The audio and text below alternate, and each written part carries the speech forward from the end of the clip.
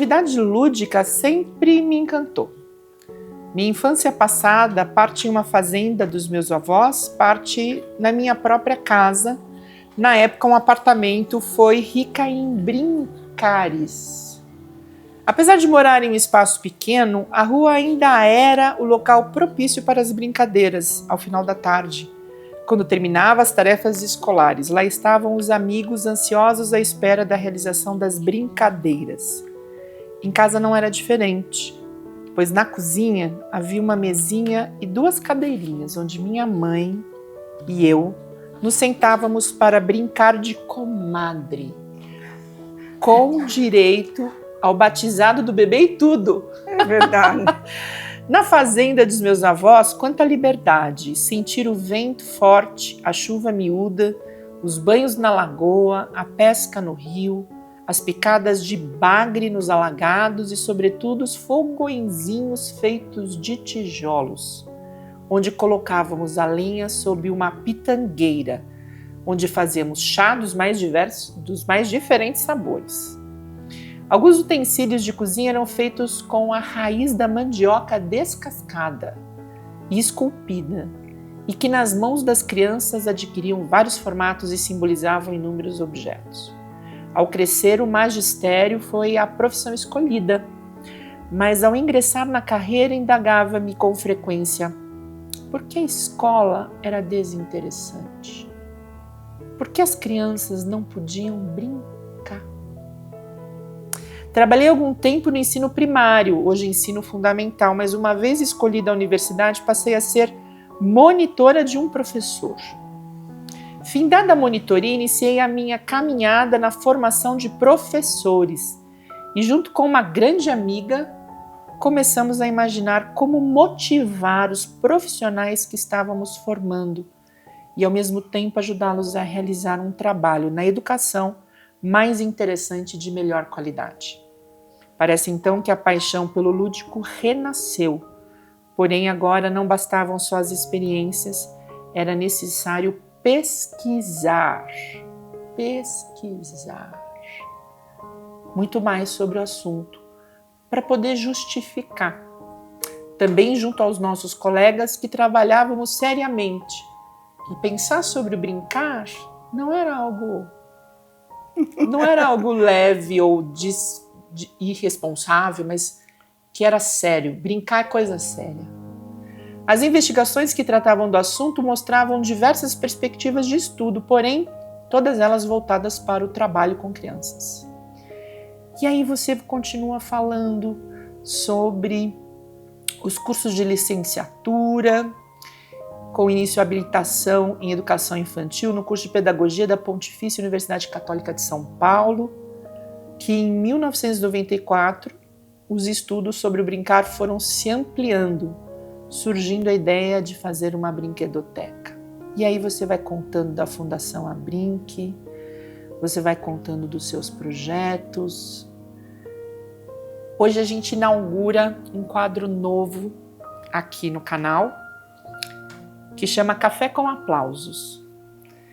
E hoje a gente veio conhecer e aplaudir a nossa maravilhosa Maria Ângela Barbato Carneiro, que é um dos mais importantes nomes no Brasil e na América Latina sobre os estudos do brincar. Uma menina cheia de curiosidade, que teve a oportunidade de brincar muito e que oportunizou na sua vida profissional que as crianças continuassem a brincar. Seja muito bem-vinda e eu tô super emocionada. O pessoal do canal sabe que, enfim, os vídeos são sempre assim. Maria Ângela, quanto dessa menina da fazenda tá aqui hoje? Como que é essa história? Como é que você olha e atravessa esse período? Qual o lugar do brincar na sua vida? Eu acho que o brincar teve um lugar muito interessante, porque não foi só uma questão da brincadeira da infância, foi a questão da motivação para ver algumas coisas, inclusive para entender um pouco a natureza, porque uma das coisas que a gente fazia na fazenda era se pendurar no cipó, se balançar, e geralmente na parte baixa, onde tinham as árvores com cipó, tinha água, e quando a gente se desequilibrava, a gente caía na água e era um monte de risada. A gente varava a cerca por baixo, né? Agora não dá nem para você dobrar o joelho, mas você passava por baixo da cerca. Era de arame farpado, então você tinha que tomar um cuidado para não se machucar. Você ia na fazenda do vizinho, você subia na árvore que tinha fruta, tinha jabuticabeira, tinha goiabeira, tinha mangueira. Então, essa questão da liberdade era uma questão que era muito importante. Aí, de repente, a gente não tinha brinquedo, imagina, se tivesse 2 brinquedos, porque se você ganhasse, enquanto pequena, enquanto criança, se você ganhasse 2, era muito, porque era um no aniversário, geralmente no aniversário era roupa, e no Natal você ganhava um brinquedo. E eu entendo que a lógica era essa mesmo, porque a gente só brinca com um de cada vez, né? Olha que legal isso. Um brinquedo, a gente só brinca com um de cada vez. Então a gente não precisa ter um monte. Você pode ter alguns contextos que você precisa de mais de um brinquedo. Por exemplo, se você vai brincar num contexto de casinha ou do posto de gasolina, aí você cria outras coisas. Mas você não precisa de muitos brinquedos. E o que a gente tinha era assim, pegava 3 tijolos, punha 2 na frente, 1 atrás, botava um pouquinho de galhos secos embaixo, com folhas secas, pegava um fósforo, punha fogo, e a caneca, a minha avó mandava fazer das latas de palmito, porque naquela época tudo vinha enlatado, palmito, figo em calda, essas coisas. Ela mandava um senhor colocar uma haste, como se fosse a asa da xícara, né? E a gente brincava com isso, e punha em cima do fogo e cozinhava, e fazia chá de hortelã, de puejo, de folha de pitangueira, de tudo que tinha, de louro, pé de louro. Fazia na árvore, a gente brincava, com as árvores às vezes tinham uns galhos mais baixos e eram mais flexíveis, a gente fazia a nossa cama naquele galho flexível, então a gente inventava. E as invenções eram múltiplas ali, né? A gente brincava de comadre, a gente fazia boneco de sabugo de milho. Ai, tem uma boneca aqui que eu fiquei tão emocionada. Essa é uma boneca de palha de milho. Palha de milho. É de uma singeleza e de uma beleza, Tem um monte de gente que acredita, que a gente vive num país continental, né, Mariângela? Se a gente pensar que a sua narrativa era a narrativa de centenas de outras pessoas que viveram o espaço da rua, o espaço das fazendas, das árvores, dos animais, nessa composição. E as crianças faziam os seus brinquedos? Faziam. Por exemplo, com o sabugo de milho, o sabugo você usava para o corpo, aí pintava um lugar para ter o rosto da boneca, e aí você costurava mal e porcamente uma roupinha qualquer, um tecido, para vestir a boneca. Então, e o cabelo era também do milho, aquele cabelo de milho amarelo, quando o milho ainda não está maduro, a gente punha e assim fazia o cabelo. Então, era isso. Estou me lembrando aqui do Monteiro Lobato, né? O Visconde de Sabugosa. Isso. Então tinha lá o filósofo, né? Que na história do Monteiro Lobato era o homem dos livros. E como foi para você, Mariângela, quando você, na sua vida, já na escolha profissional, quando você chega na escola, que está isso no seu texto que você narra pra gente, e você se depara com crianças num ambiente desinteressante. Como foi esse impacto? Olha, na realidade não foi fácil, mas também eu não tive grandes dificuldades, porque embora a escola que eu estudei fosse uma escola privada e de caráter religioso, uma escola católica, tinham umas professoras diferenciadas. Por exemplo, eu não me esqueço da minha terceira série, porque a professora pedia para a gente passar nas casas, o percurso da escola, e onde tivesse alguma folha, trazer a folha, uma folhinha de alguma planta, ou uma pétala, ou ela pedia para levar, porque tinham algumas meninas que tinham jardim com roseiras, pedia para levar. E eu não me esqueço de uma aula que ela deu. Existe uma dificuldade matemática incrível, só que o que ela fez? Ela levou aquela balança antiga, sabe?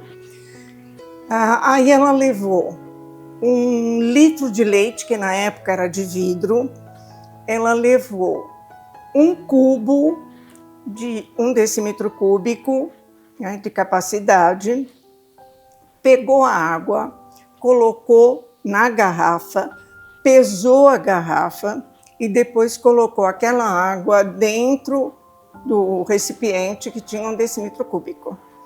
Nunca mais eu esqueci que 1 litro é igual a 1 quilo, que é igual a 1 decímetro cúbico. Nunca mais. Então, eu lembrava daquela professora, então eu achava que tinha que tornar as coisas um pouco mais práticas. Então, quando não dava para desenhar, eu saía para fora da sala. Lá não era um lugar que você podia fazer muitos passeios, embora tivessem passeios propostos pela própria escola. Mas não era. Eu comecei a usar mais quando eu estava na universidade, que de repente eu saía da sala de aula. Uma vez uma pessoa até me disse: mas quando você leva os alunos para fora, e se acontecer algum acidente, você é responsável. Eu falei: na universidade não, estão todos maiores. Sim. Então, porque acham que você tem que ficar presa dentro das 4 paredes. E eu tinha uma amiga, quando eu me formei, eu tinha uma amiga que também trabalhava com essa perspectiva. E eu fui trabalhar na universidade ainda num período que ela estava lá. Então, a gente montava alguns jogos para os nossos alunos de licenciatura. Então, cada vez que a gente tinha que dar uma aula, a gente pensava aquela aula de uma forma diferente. Uma vez com trabalho em grupo, outra vez com figurinhas de cartunistas, outra vez com pequenos textos, outra vez com imagens que eles faziam. E a gente foi criando umas dinâmicas próprias. Por conta disso que eu acabei entrando no brincar. Porque eu queria achar uma forma mais interessante. Então, não era um brincar propriamente dito, mas era uma metodologia que usava o jogo para favorecer a aprendizagem, né? Olha, isso é super importante, né? Uma metodologia que oportuniza, através do jogo, essa aprendizagem. Essa aprendizagem. Que tem a ver com essa sua memória da terceira série, que foi tão... De uma grandiosidade e de uma efetividade na sua formação. Foi tão significativa porque a matemática realmente ela acaba sendo eu não sei se eu chamaria um grande vilão, mas é um grande monstro na vida dos alunos, porque você não consegue entender.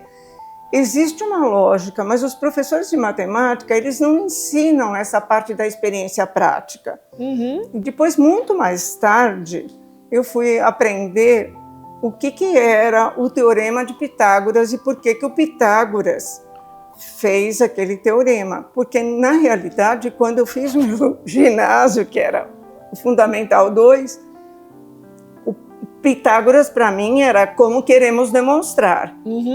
Que você tinha que decorar o teorema e depois pôr como queremos demonstrar. Agora, por que aquilo era feito, como ele chegou a isso, a gente não sabia. Sim. Tá?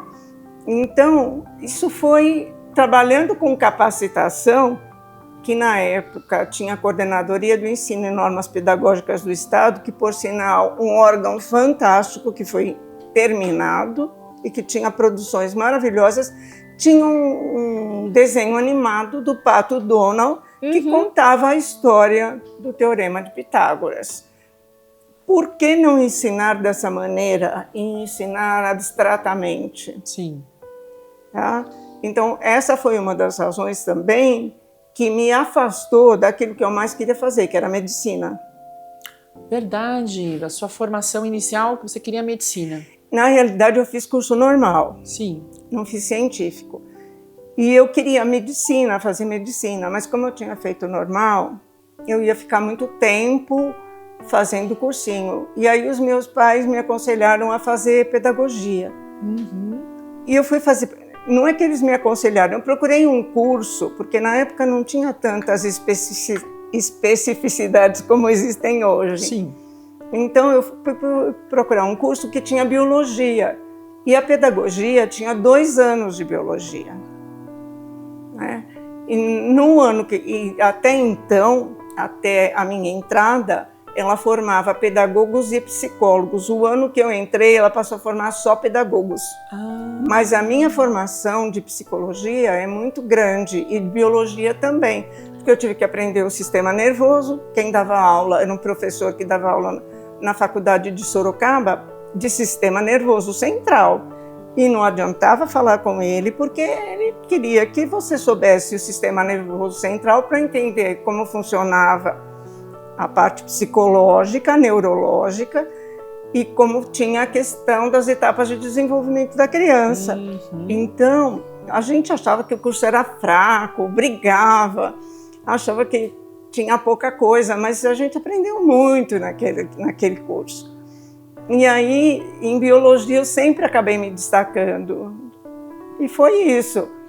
E aí eu passei... Interessante. E porque você então teve uma formação como pedagogo, uma formação excepcional, porque você transitou não só pela pedagogia, mas também pela biologia, naquilo que hoje... A gente tinha antropologia, a gente tinha sociologia, a gente tinha prática na prática.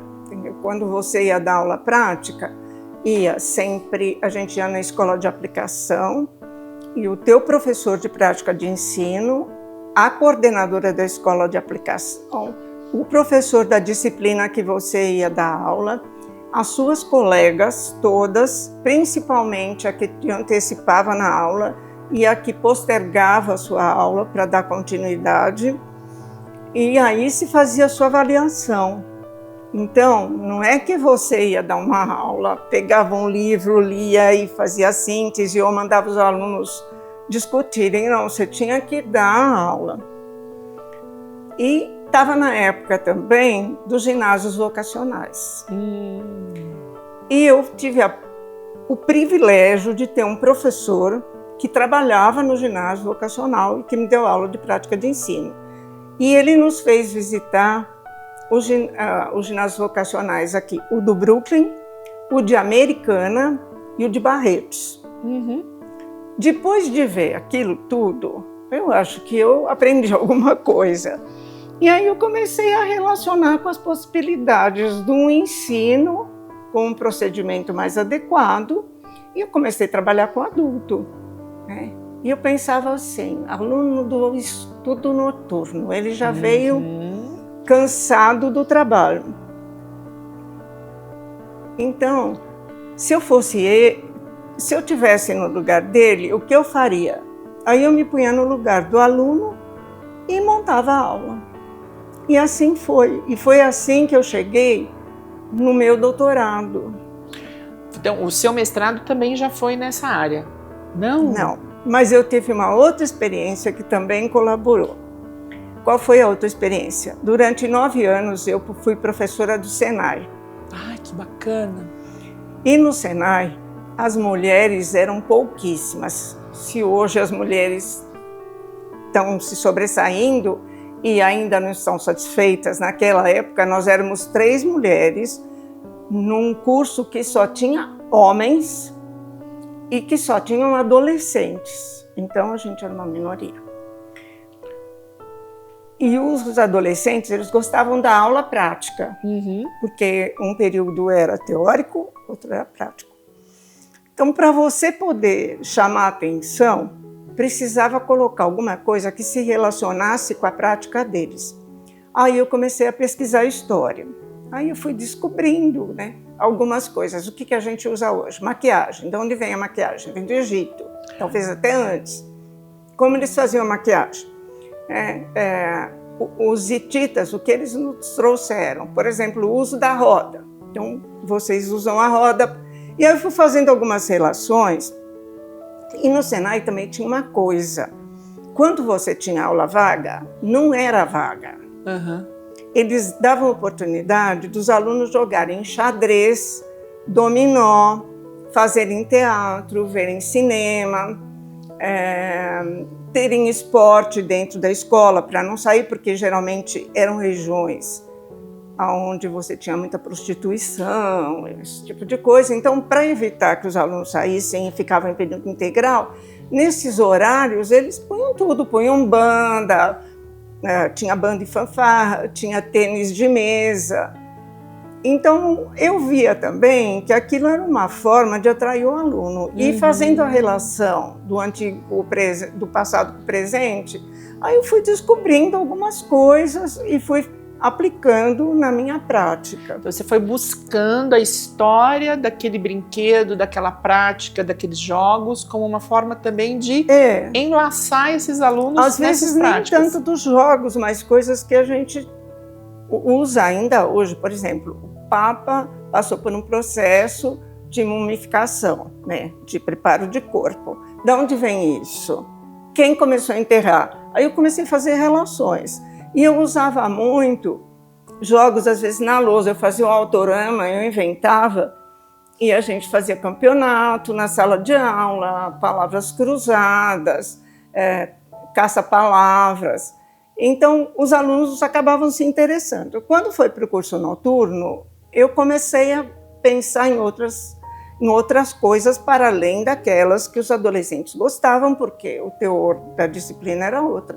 Imagina você dar estrutura e funcionamento do ensino de primeiro e segundo grau, que era a legislação pura do ensino da década de 70. Como motivar aquele pessoal que ia das 7 às 10, quase 11 da noite, para não dormir.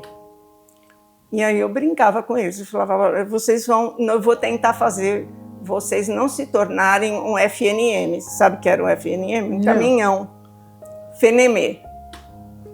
E que quando ele subia, ele roncava. Então eu brincava, não quero nenhum fenemê aqui dentro da sala.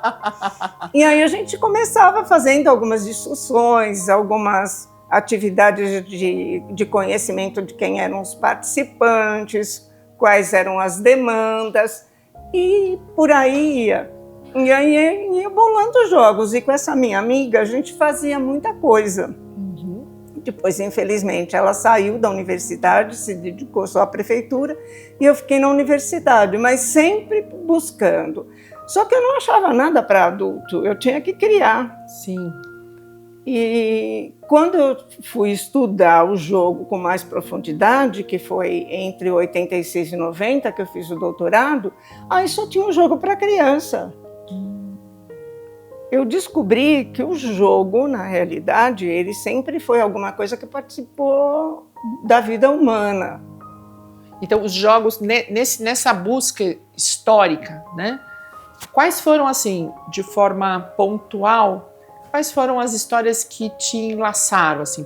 Porque você está dizendo que o jogo também não tinha só um efeito para as crianças. O jogo era uma vivência das comunidades? Das comunidades. E isso ficou muito claro para mim, eu te diria, numa descoberta recente, que assim, as atividades lúdicas, elas foram usadas em muitas épocas, em muitos lugares, de maneira diferente, mas por que eles a praticavam?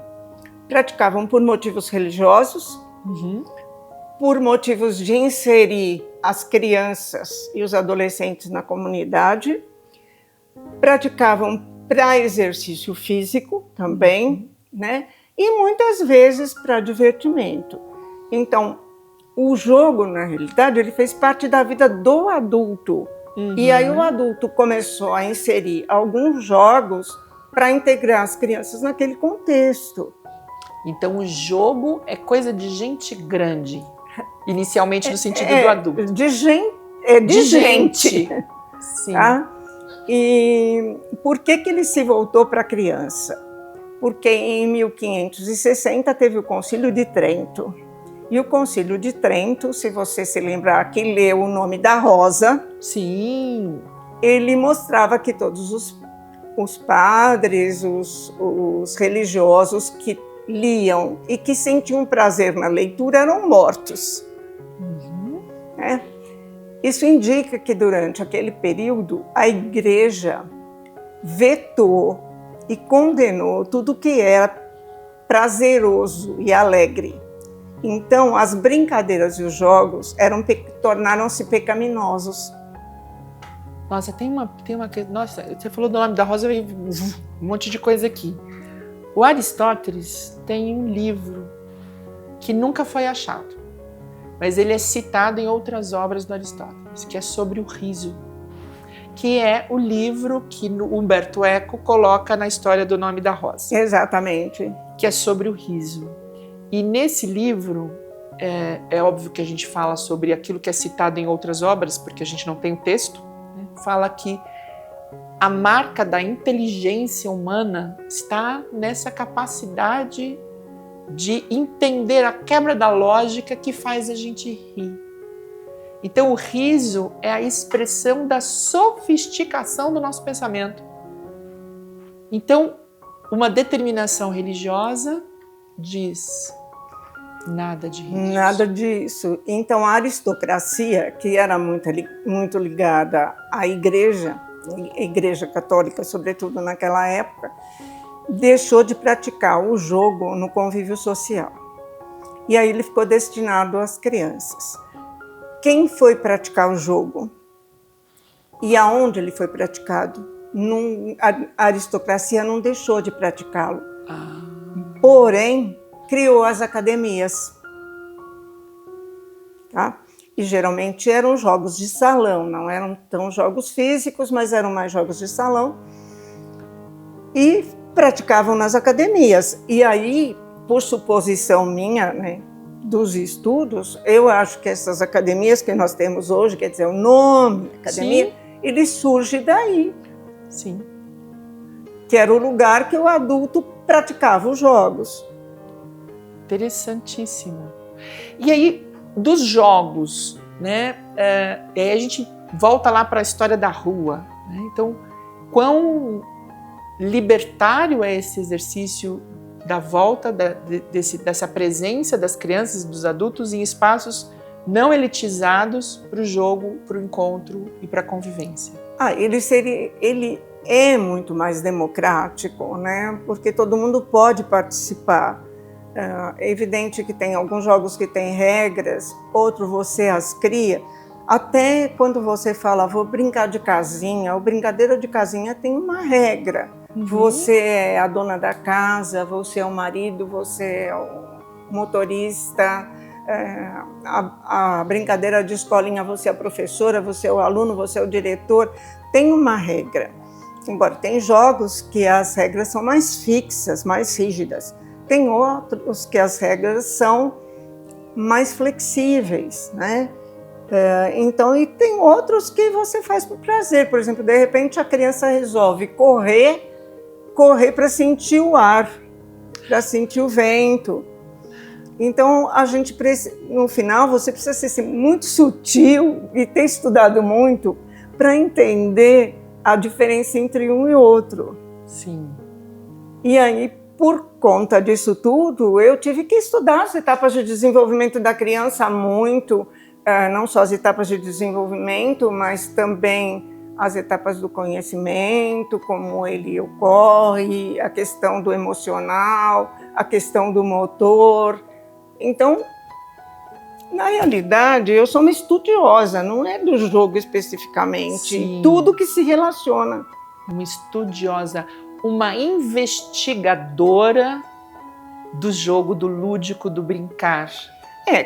Começou por essa questão de um procedimento diferente, mas aí tem tanta coisa, tem um universo tão grande, que no princípio eu até fiquei bastante perdida, eu te digo, porque assim, na psicologia mesmo, tem a corrente cognitivista, tem a corrente interacionista, tem a corrente do condicionamento, tem a corrente do Piaget, eu não estou colocando porque eu já falei, mas essas correntes, a desenvolvimentista, tem o pessoal da aprendizagem. Você tem que ir descobrindo ali, fazendo as relações. Uhum.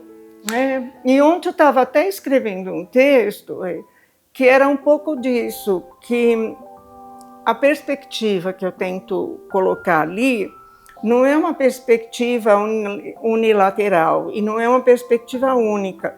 Principalmente, né, depois que inventaram a lei da relatividade, tudo é relativo, nada é absoluto. Então você tem que ficar traçando um ponto aqui, unindo um ponto ali, unindo um ponto lá. Por exemplo, acho que foi foi na Holanda, quando eu fui para Paulo num congresso. O que ocorreu? Eu encontrei uns bonecos que eram feitos de argila, né? São o que na antropologia eles chamam de bonecos antropomorfos. Só que, para minha estranheza, eu vou pegar essa boneca, vou te dar um exemplo. A boneca ficava assim de frente e aqui atrás tinha uma abertura, um buraco. Fiquei assim. Aí eu me lembrei que, na realidade, os romanos, no teatro romano, no teatro grego, eles usavam as máscaras. O que suponho eu dessa boneca? Coloca-se o dedo aqui e você a manipula. Tem acho que um brinquedo aqui que faz mais ou menos isso, não tem um palhacinho? Cabe certinho o dedo. E aí ficava manipulando o boneco. Porque não manipulava como a gente manipula. Não tinha essa mobilidade. Ele não tinha essa mobilidade, ele era fixo.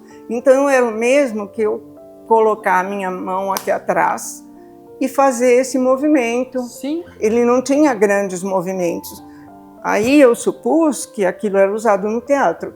E você vai olhar uma coisa, o brincar não é um brincar somente. O brincar são várias linguagens. A gente é que faz uma separação bárbara entre a brincadeira e as outras linguagens. O brincar entra na literatura, o brincar entra na arte, o brincar entra na música, o brincar entra na matemática, o brincar entra na questão de espaço e tempo, o brincar entra no mundo simbólico. Então, e na linguagem, tem um autor que fala que a criança, na brincadeira, ela aprende a gramática, a sintaxe e a pragmática. Então, ela aprende a forma correta de falar, ela aprende a usar o termo e num contexto correto. Olha que coisa forte, importante isso. A brincadeira é uma linguagem. Então, quando a gente deixa de oportunizar a brincadeira em qualquer fase da vida, a gente está apartando o humano de uma linguagem que cria toda essa rede de significados da interpretação do mundo, das relações sociais, enfim, é como se nós estivéssemos sem comunicação. Sem comunicação. Como se a gente estivesse porque isso é uma aprendizagem construída com o social. Então é como se nós estivéssemos mantendo gerações analfabetas. Sim, do processo de comunicação. Hoje, e agora pegando o gancho do que a gente está falando, eu acho que falta muito dessa questão da comunicação, embora nós estejamos num momento tecnológico, porque a comunicação está sendo comunicação com instrumentos e não com pessoas. E a comunicação com pessoas, ela é diferente da comunicação com instrumentos. Você olha no olho, você vê a expressão, a gente tem todo um corpo que fala, né? Minha mão. Sim. Você sente a respiração da pessoa, você ouve a entonação da voz. Tem muita coisa que quando você vai no WhatsApp, tá lá, bom dia, tudo bem? Tá. Se o outro te responde tudo bem, se ele está doente, se ele está triste, você não sabe.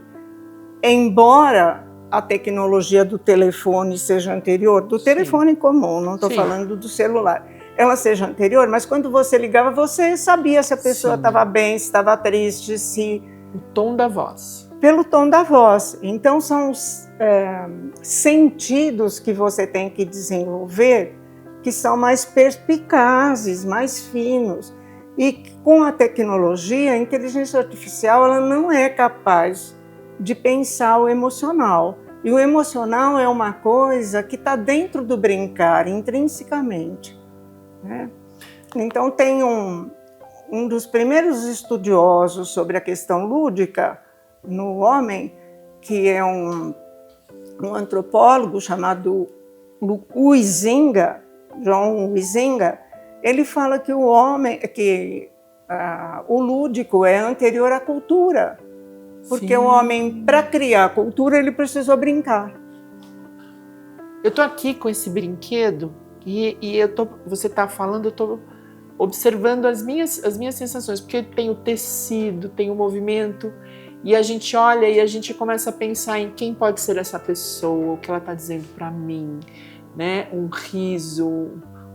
E aí é como se nós também nesse brincar, claro, com todas essas camadas, nós pudéssemos também viver outros eus através do brinquedo. Porque, como você disse, a gente ocupa um lugar na brincadeira. E a gente pode ocupar qualquer lugar. Pode ser a mamãe, o papai, a professora, o aluninho, né, o construtor, enfim. E como esta construção, essa versatilidade nos permite viver emoções e pensar na construção, em última instância, de uma relação empática. Eu vou te dar 2 exemplos que, assim, me chamaram a atenção. Por isso eu acho que se as pessoas observassem mais como as crianças brincam sem ficar só no computador, eu não vou dizer que vamos anular, porque não dá para anular, tem muitas coisas interessantes acontecendo. Mas 2 exemplos. Umas crianças que estavam brincando, iam brincar de casinha, mas tinha uma negra. Uhum. Então, nos combinados, a primeira coisa de quem estava liderando a brincadeira era: a negra, você vai ser a empregada. Uhum. Tá? Só que essa criança tirou de letra a empregada. Porque tocava a campainha, ela falava: não pode deixar que a empregada vai. E ela ia. Ia servir alguma coisa, ela falava: pode deixar que a empregada faz. Então ela brincou mais do que os outros. Uhum. Ela foi super esperta, embora tivesse ali implícita a questão do preconceito. Teve uma outra situação, que era um menino, tinha 1 ano e pouco. Estava começando o processo de silabação. E nós tínhamos um brinquedo, aqueles que você empurra e traz, que tem o pato, tem o pica-pau, que é uma haste e uma borboleta, alguma coisa, você empurra a asa da borboleta, fecha, e lá era um pato. E o menino adorou o pato e ficava. Aí a gente conversou com o menino, a mãe e eu estávamos conversando com o menino e nós falamos: ah, você gostou do pato? Imediatamente, depois de mexer várias vezes lá com o brinquedo, ele falou: pá. Então, como na brincadeira se constroem também conceitos e preconceitos, né, Maria Ângela?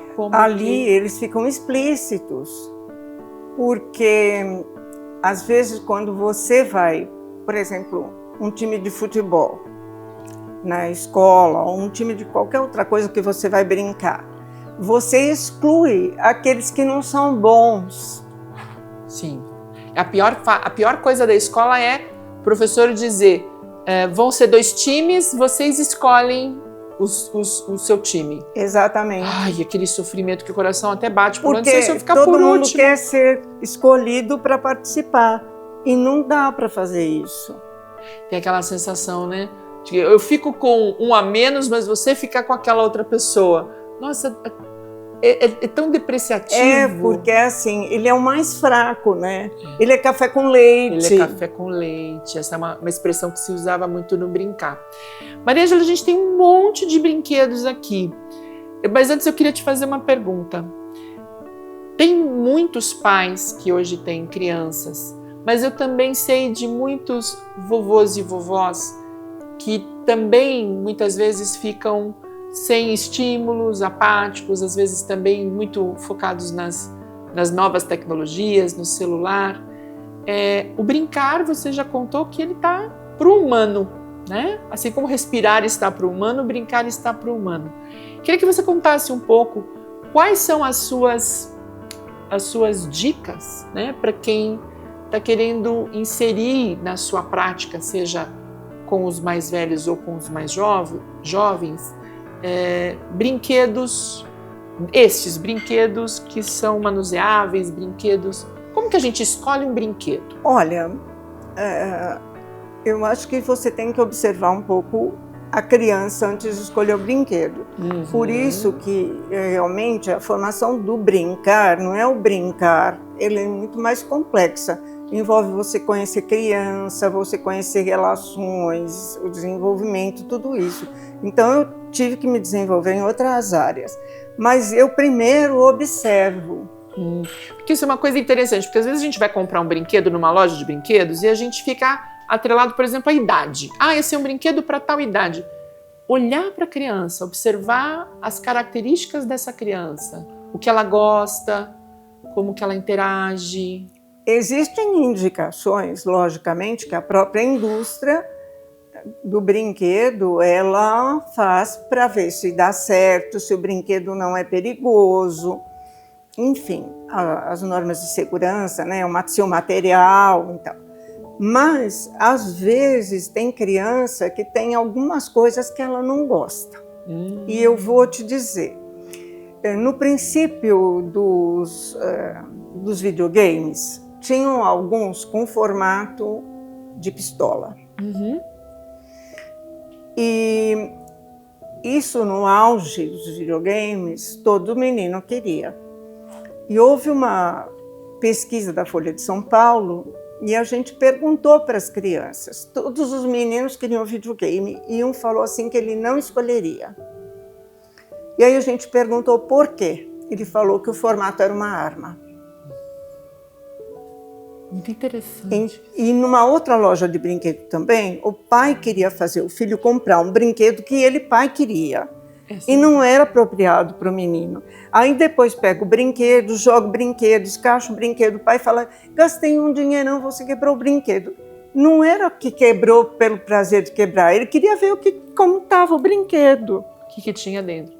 Então, alguns brinquedos eletrônicos, eles trazem a curiosidade de saber o que vai dentro. Sim. E o brinquedo brinca sozinho. Isso. Então a criança não interage com ele. Você sabe que eu tenho uma história de brincar. Na casa da minha tia Edna, os filhos dela tinham um brinquedo que eu amava. Mas eram brinquedos de menino. Que era um brinquedo de um posto de gasolina, que subia o carro, descia o carro. Eu sei. Era sensacional, porque também tem isso, né? Essa ideia de que o movimento, as coisas estão sempre atreladas ao brincar masculino. Tinha muito essa coisa, né? De você não pode pegar a boneca porque ela é um símbolo feminino. E você não pode andar de carrinho porque é um símbolo masculino.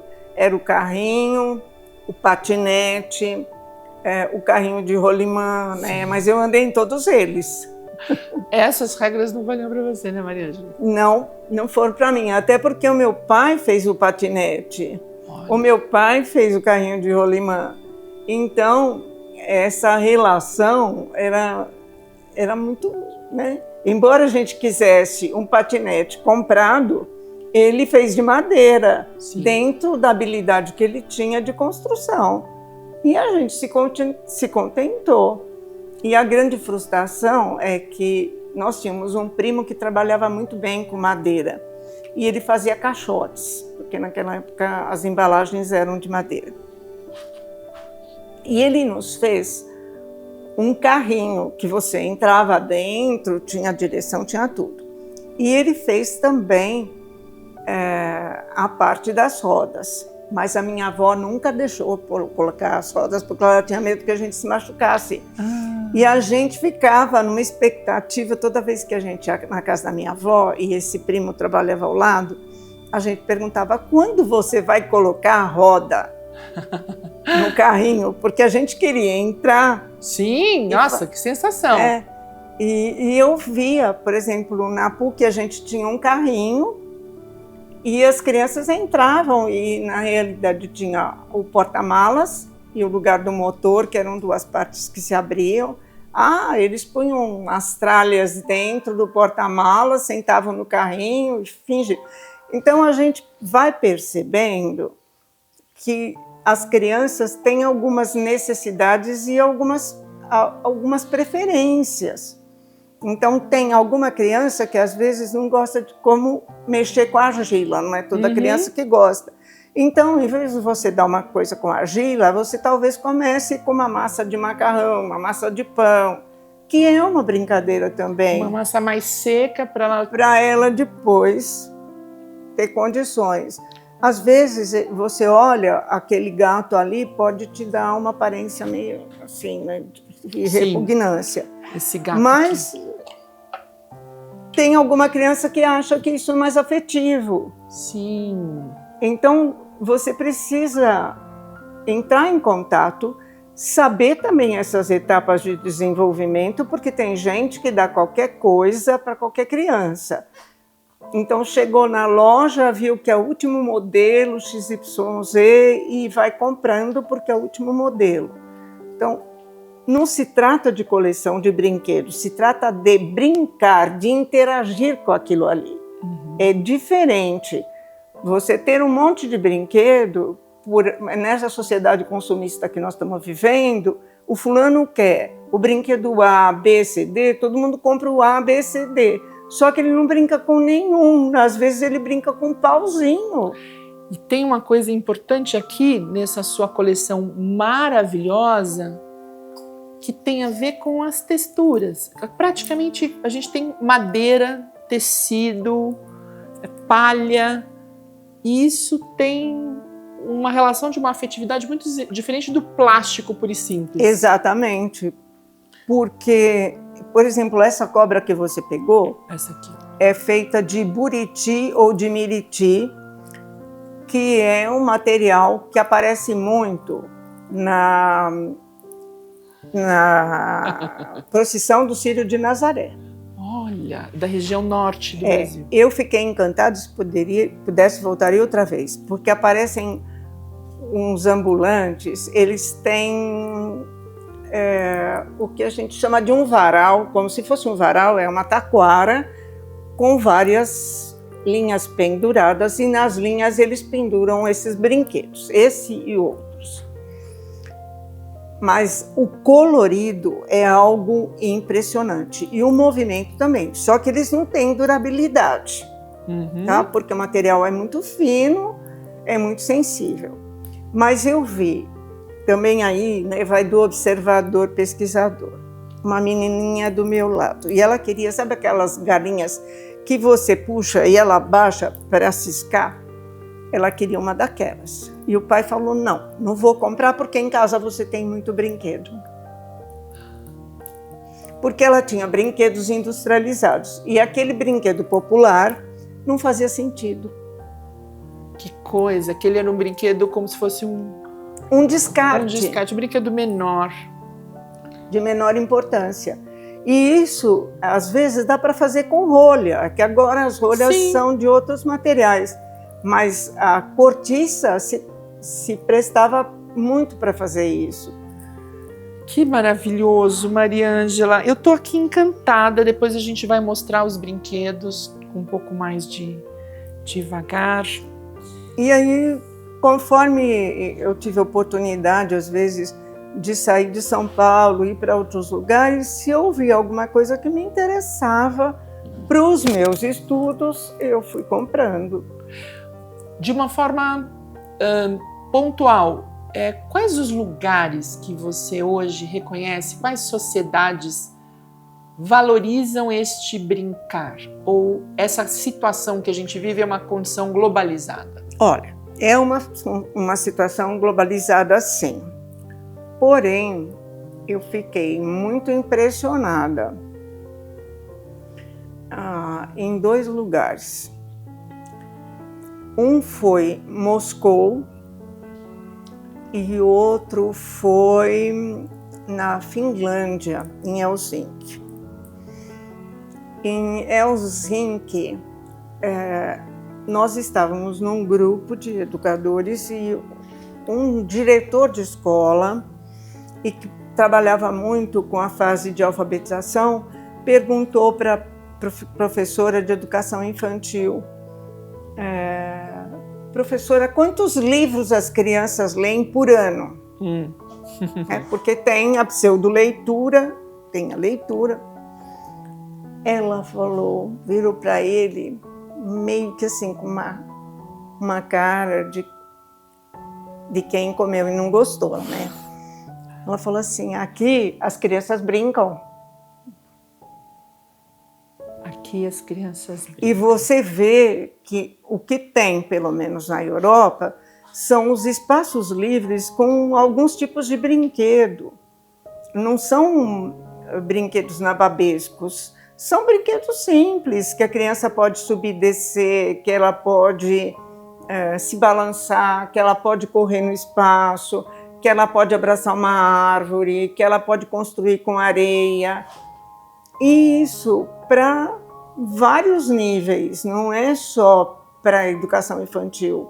Então você vê, e eles também têm muita coisa que é fora da escola, que é uma experiência, que no contexto geral você não chama de brincar, mas é um processo de aprendizagem com a vida. Né? O que você poderia dizer hoje é o brincar heurístico? Não sei se é o brincar heurístico, não sei nem mais, porque as pessoas ficam segmentando e eu não vejo, às vezes, a passagem de uma coisa para outra tão rápida que você não se dá conta. Então, de repente, a criança está rindo na brincadeira, imediatamente ela está triste numa outra situação de brincar. Ela tem regra, de repente ela fala: não, vamos mudar tudo. É bonitinho, porque às vezes as crianças, eu lembro da minha infância, vamos embora que agora que a gente começou a brincar, porque o brincar é trabalho, é negociar, a gente tem que negociar qual é a brincadeira, a gente tem que negociar as regras, a gente tem que negociar, e aí quando a brincadeira de fato começa, o tempo acabou. O tempo acabou, e é uma experiência tão transformadora. Eu tive uma infância de muito brincar, e eu agradeço imensamente a minha família. Maria Ângela, para a gente finalizar, porque obviamente não é finalizando, mas qual o seu sonho hoje como uma das mais importantes pesquisadoras, estudiosas na sua área, né?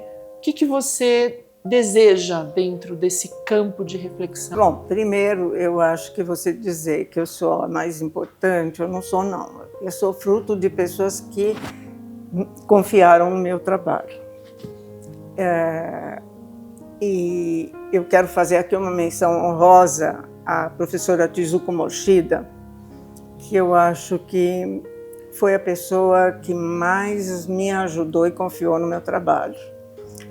Então, eu faço, assim, realmente eu acho que foi a pessoa que superou e continua superando, né? E às vezes eu falo para ela, eu gostaria de ser como você quando eu crescer. Mas, assim, o que eu gostaria é que as crianças pudessem ter mais tempos e espaços, principalmente tempos, porque agora é karatê, judô, computação, kumon, natação, enfim. Agenda lotada. Inglês, agenda anotada. E num dos livros, que não é esse, acho que foi um que a gente fez, que na realidade eu tive que fazer a interpretação dos dados para a Unilever, de uma pesquisa que eles tinham, imensa. Uma criança respondeu: eu queria ter mais tempo de brincar. E a outra respondeu, essa ficou muito séria na minha cabeça, que eu até peguei a fala da criança para colocar no livro. Ela diz: a escola é um espaço muito triste, porque a gente não tem tempo para brincar. E, de fato, os recreios foram diminuindo, porque Sim. Antes você tinha uma hora de recreio, você tinha o professor que brincava e te ensinava a brincar, né, algumas regras, porque o brincar, embora ele seja natural, a gente aprende a brincar na relação. Então, o professor, ele entrava para te ensinar como fazia a roda, como brincava do coelhinho sair da toca, como brinca, ou lenço atrás, né? Ou o amarelinho, o professor ia junto com você. E aí ele ensinava, depois você brincava, você escolhia o que você queria brincar. Hoje as crianças não sabem, os pais não têm repertório, os pais estão o tempo inteiro no computador, no celular, enfim, nesses aparelhos eletrônicos, e para eles se verem livres da criança, é bem assim. Para não me amolar, como antes foi a televisão, agora é o celular. Dá um celular e um tablet e a criança fica jogando. Então, não existe mais essa interação. Lógico, a criança não vai saber brincar. Se eu tenho ali um jogo, que é um jogo de dama, que você precisa de regra, você precisa prestar atenção, alguém tem que te ensinar. Sim. Então, e eu acho que seria prudente os pais começarem a perceber isso nos seus filhos, porque vai ser uma geração de coitadinhos. Tem um impacto avassalador. A gente está vendo, eu acho que você deve ter tido conhecimento, se não leu, acho que vale a pena ler, A Geração Ansiosa. Uhum. Um livro fantástico, todo mundo tem que realmente, assim, ele te impacta, porque eu até grifei, tem um lugar que o autor fala, a gente tem medo do perigo da rua, mas o perigo está dentro de casa, né? E para completar, tem o quê? Aquele filme Adolescência, que acho que você assistiu. Sim. E que falou, que sociedade é essa? Uma família que era bem estruturada, né? Tinha tudo para ter uma estrutura, e a condição de relacionamento entre as pessoas via uma mídia, o que faz com o jovem, né? E isso não acontece só com o jovem. A criança, que a gente diz que é pequena, mas ela é tipo Bob Esponja, porque ela não tem discernimento, é muito fácil. É muito fácil. Então, você tem um monte de notícia falsa que corre por aí, ninguém sabe discriminar. Às vezes a gente, adulto que tem um certo conhecimento, tem dificuldade para discriminar o que é certo, o que é errado, o que é uma notícia verdadeira, o que é um fake news. Mas nós estamos aí, então nós temos que... A minha preocupação é com as novas gerações, que elas tenham a oportunidade de ter mais espaços e mais tempo de brincar. Isso na Europa eu vejo que tem uma possibilidade grande. Alguns lugares do Nordeste também, mas são nos centros maiores, porque se você pegar uma ilha de Marajó, por exemplo, a gente viu, né, esses dias que está passando um filme da exploração sexual das mulheres ainda muito cedo. Então, isso evitaria problemas como estes. Se a gente quiser uma sociedade que tem um futuro, a gente tem que pensar no presente, é no agora. O que a gente está fazendo aqui e agora, nas relações e com essas crianças que estão chegando. Bom, eu vou me despedir aqui do meu brinquedinho, que eu fiquei apaixonada, e dizer para você, Maria Ângela, que essa foi uma conversa, uma primeira conversa de muitas, porque eu vou voltar. Eu tenho certeza que muita gente vai ficar emocionada como eu fiquei, e te dizer... Ai, vou ficar emocionada, você vai cortar isso, tá bom?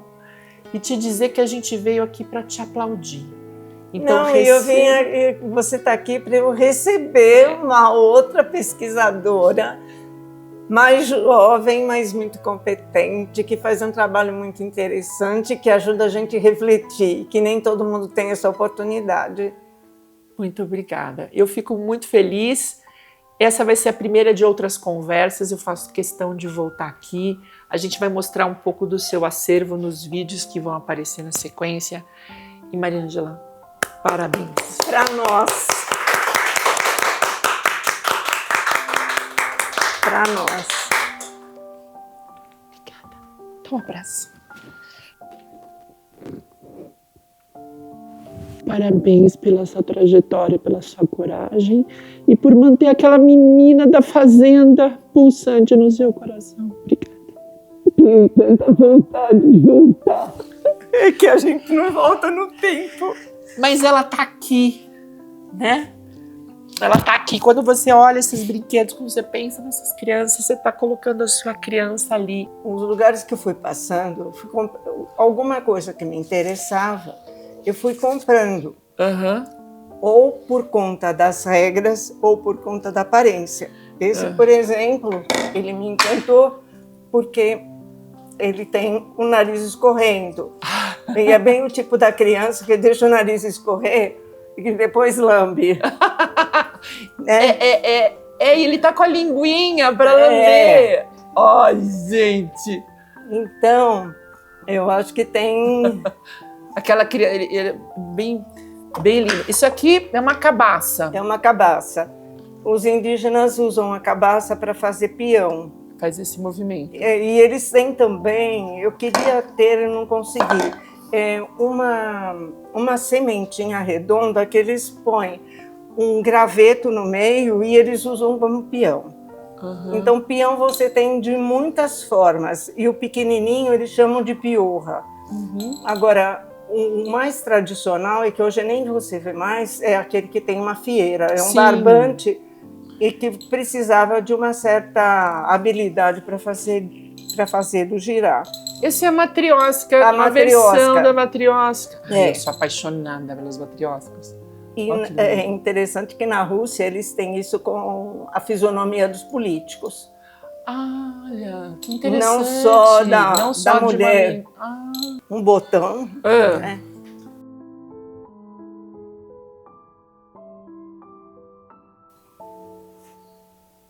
Porque dá uma sensação de puxar.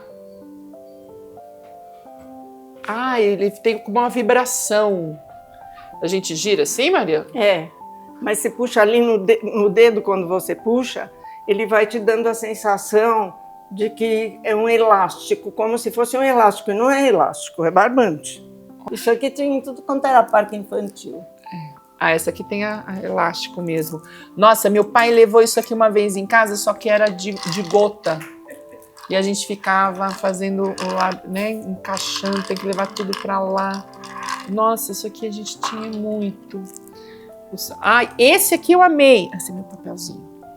Esse aqui eu amei, né, contar a história. Chapeuzinho vermelho. E você tem várias versões. Mas você sabe que isso aqui no Nordeste, ainda quando eu fui, tinha muito isso aí, né? E eu acho que o Nordeste ainda guardou um pouco dessas perspectivas do brincar, que a gente aqui em São Paulo já não tem mais.